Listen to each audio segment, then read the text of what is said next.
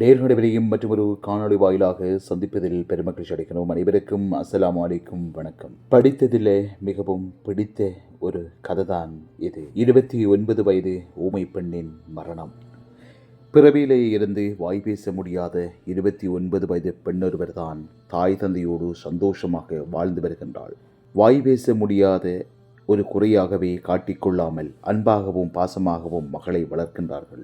மகளுக்கு திருமண வயது என்பதால் அவளை அரவணைப்போடு பார்த்து கொள்ளும் மருமகன் வேண்டும் என்பதற்காக வரன் பார்க்க ஆரம்பிக்கின்றார்கள். அவளுக்கு திருமணத்தில் துளிகூட விருப்பமில்லை. ஆனாலும் பெற்ற தாய் தந்தை தங்களுக்கு ஏதாவது நடந்தாலும் மகளுக்கு ஒரு நல்ல துணை வேண்டும் என்பதற்காக அவள் வாய் பேச முடியாதவள் என்பதை ஏற்றுக்கொள்ளக்கூடிய மருமகன் அமைந்தால் நல்லது என்று நினைக்கின்றார்கள். அவர்களுக்கு ஒரு புத்தக கடை இருந்ததால் தந்தை இல்லாத நேரங்களில் அவள் தான் கடையில் இருப்பாள். அப்படித்தான் வெளியூர் இளைஞன் ஒருவன் அவளை சந்திக்கின்றான். பார்த்தவுடனே பிடித்து விடுகிறது.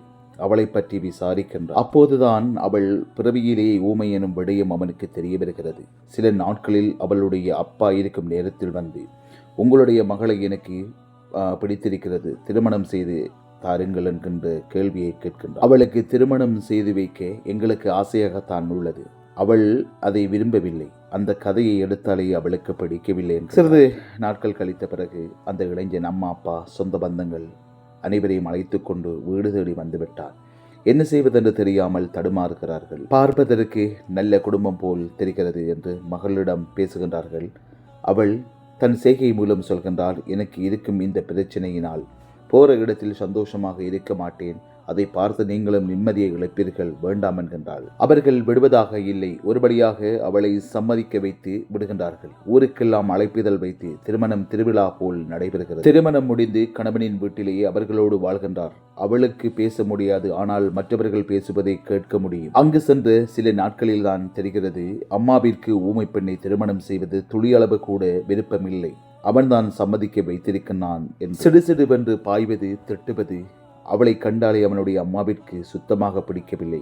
அவனிடம் எவ்வளவுதான் அவள் புரிய வைக்க முயற்சி செய்தாலும் அவன் கண்டுகொள்ளவில்லை. 6 மாதம் ஆகிவிட்டது. சொந்த பந்தம் எல்லோரும் திருமணம் முடித்து இவ்வளவு நாளாகியும் என்ன ஒரு சத்தத்தையும் காணல என்று பிள்ளையை பற்றி பேச ஆரம்பித்து விட்டார்கள். 1 வருடம் ஆகிறது. அதே நிலையில் தான், எந்த மாற்றமும் இல்லை. உடனடியாக ஒரு வைத்தியரிடம் பரிசோதனை செய்ய சொல்கின்றார்கள். அப்போது வைத்தியர், அவளுக்கு குழந்தை உருவாகாது, கருப்பையில் பிரச்சனை இருக்கிறது, குழந்தை உருவாகி பிறப்பது சாத்தியமில்லை, வைத்தியம் செய்தாலும் உறுதியாக சொல்ல முடியாது என்கின்றார் வைத்தியர். தலையில் இடி விழுந்ததை போல இருக்கிறது. ஏற்கனவே ஊமை என்று அவளை கழித்து வைத்திருக்கின்றார்கள். இதில் ஒரு புறம் இது தெரிய வந்தால் நான் வாழ்ந்த பாடில்லை என்று மனம் கலங்குகின்றார். வீட்டிற்கு வருகின்றார்கள். தேவையில்லாமல் இவளை திருமணம் செய்துவிட்டேன், நீங்கள் சொன்னதுதான் உண்மை. வாய் மட்டுமில்லை, ஊமையும் இல்லை, வயிறும் அப்படித்தான். தாயிடம் கடும் கேவலமான வார்த்தைகளால் பேசுகின்றார். முடிந்திருந்தால் வார்த்தைகளால் சொல்லியிருப்பாள். அவர்கள் பேசிய அத்தனை வார்த்தைகளும் உள்ளே கனலாக கொதித்து கண்ணீராக வெளிவந்தது. அன்றிலிருந்து சித்திரவதைகளும் ஆச்சனைகளும் அதிகரித்து நம்பி வந்த கணவன் காமத்தை தீர்த்து கொள்வதற்காக மட்டும் அவளை பயன்படுத்துகின்றான். எங்க வீட்டு நாய் கூட 5 குட்டிகளை போடுகிறது, உன்னால் அது கூட முடியவில்லை, நீ எல்லாம் ஏன் உயிரோடு இருக்கின்றாய் என்று அவளை திட்டி தீர்க்கின்றார்கள். தன் அம்மாவை சந்தித்து எல்லாவற்றையும் சொல்லி புரிய வைக்கின்றாள். அதற்கு அம்மா, கொஞ்ச நாள் பொறுமையாக இரு, எல்லாம் சரியாகி வரும் என்கின்ற ஊமையின் குரல் யாருக்குமே கேட்கவில்லை. நம்பியிருந்தவர்கள் எல்லாம் நடுத்தருவில் விட்டது போல.